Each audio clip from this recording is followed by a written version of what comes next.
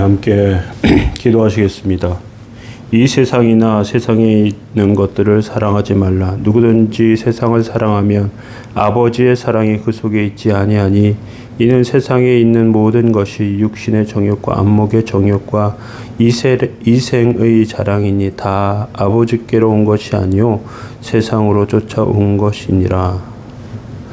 아멘. 거룩하신 하나님, 저희들의 연약함을 구하오니 주님 정결케 하여 주옵소서.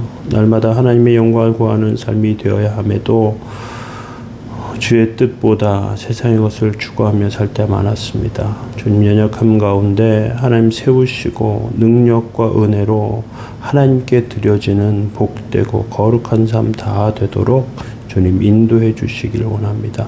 성령의 도우심을 구합니다. 말씀 가운데 함께 하시며 능력과 은혜로 세워 주옵소서. 예수님의 이름으로 기도합니다. 아멘. 찬송가 436장 2절 찬송 드리겠습니다.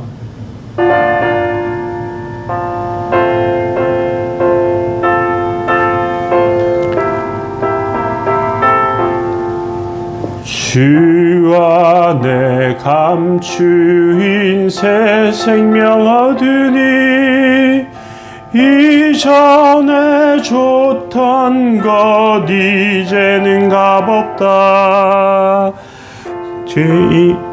은혜와 평화를 맛보리.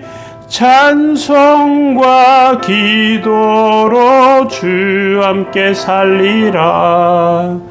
영생을 누리며 주 안에 살리라. 오늘도 내일도 주 함께 살리라. 아멘. 시편 41편 3절에서 8절까지 말씀 보시겠습니다.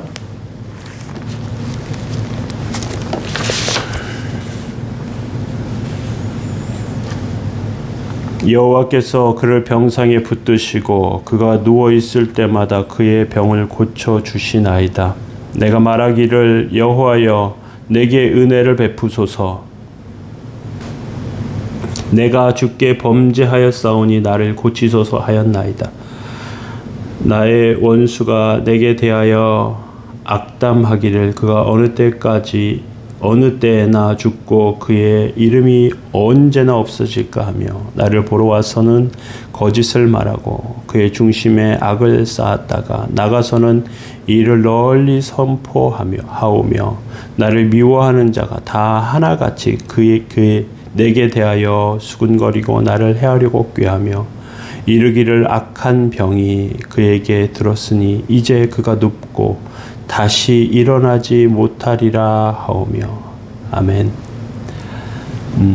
사면초가라는 말은 중국의 고사성어입니다. 힘센 장사하면 황후, 역발산의 기계를 가지고 있는 황후인데 그 황후가 마지막에는 이제 전쟁에 패해서 사방에 초나라 노래가 들리는, 그러니까 자기 초나라 군사들이 하나씩 도망가고 그리고 완전히 포위되어서 초나라 노래가 들리고 그 노래 소리에 군사들은 하나 둘 탈영하고 이제 위기 마지막 이제 도저히 빠져나갈 수 없는 그 위기 가운데 했던 말이 사면초가라는 말입니다. 아무리 힘센 자도 그렇게 쓰러집니다. 그런데 신앙인은 사면초가의 상황에 승리합니다. 여러 가지 어려움이 있지만 오늘은 두 번째로 병에 걸렸을 때입니다. 경제적 어려움뿐만 아니라 몸에 문제가 생겼을 때 정말 큰 어려움을 겪습니다. 젊었을 때는 병에도 잘 안 걸리고 금방 낫고 하는데 나이가 들면요 아무것도 못하고 꼼짝을 못합니다. 우리의 몸은 굉장히 정교하게 만들어져 있습니다. 그래서 무리하게 일을 하거나 스트레스를 너무 많이 받으면 또 사고를 당하거나 자기 모르게 병에 감염되면 병균에 감염되면 병에 걸립니다. 하나님의 보호받지만 인간의 육체인 이상 육체의 한계가 있고요. 인간은 육체의 지배를 받습니다. 이게 하나님의 법칙이에요. 어떤 면에서 보면. 하나님의 백성, 그 하나님의 법칙 가운데 살지만 그래서 건강을 위해서 힘써야 하지만 병에 걸릴 때가 있어요. 그리고 하나님께서는 인간의 법칙을 벗어나는 하나님의 신비의 법칙을 가지고 계시기 때문에 하나님의 백성은 특별한 은혜를 병 가운데 만나게 됩니다. 3절 한번 보시면 여호와께서 그를 병상에서 붙드시고 그가 누워있을 때마다 그의 병을 고쳐주시나이다 이렇게 말하고 있습니다. 병에 걸리면 육체적으로 정신적으로 고통스럽죠. 병상에 누워서 하나님 부르면 그러면 하나님께서 그 고통 줄여주십니다. 눕기만 해야 하는 상황 가운데 하나님께서 말씀으로 위로해 주시고요. 혼자 있어야 하는데 찾아오셔서 하나님께서 대화해 주십니다. 이러한 체험은 더 하나님과 가깝게 만들고요. 그리고 하나님과 가까워지면서 정결하게 해 주십니다. 그래서 병으로 우리를 치료하십니다. 4절에 한번 보십시오. 내가 말하기를 여호와여 내게 은혜를 베푸소서 내가 주께 범죄하였으니 나를 고치소서. 아프니까 하나님의 은혜를 받게 되고요. 내가 얼마나 잘못하고 연약했는지 하나님 뜻 안에 바르지 못했는지 그래서 하나님 용서해 주십시오 하게 하는 것이죠. 하나님의 뜻이 아니라 내 뜻대로 살 때가 많았다는 것입니다. 하나님의 일이라고 하면서 포장했지만 내 욕심과 야심이 그것을 덮어버리고 그리고 잘못된 방향으로 인도했던 걸 우린 기억하게 됩니다. 하나님께서 원하시지 않는데 이것저것 일 버리기도 하고요.